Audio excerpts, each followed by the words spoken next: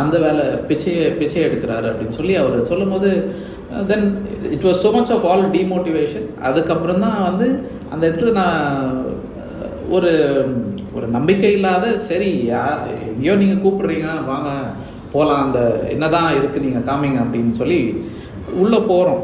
அப்போ போகும்போது அங்கேயும் ஒரு தடை, அந்த டோர் க்ளோஸ் ஆகிருந்தது. அந்த அம்மா வந்து சும்மாலாம் உள்ளே போயிட முடியாது தம்பி, வெயிட் பண்ணுங்கள், இன்னும் ஓப்பன் ஆகல ஆஷ்ரம் அப்படின்னு சொல்லி திருவண்ணாமலையில் நம்ம வெயிட் பண்ணோம் நானும் ஃப்ரெண்டும்.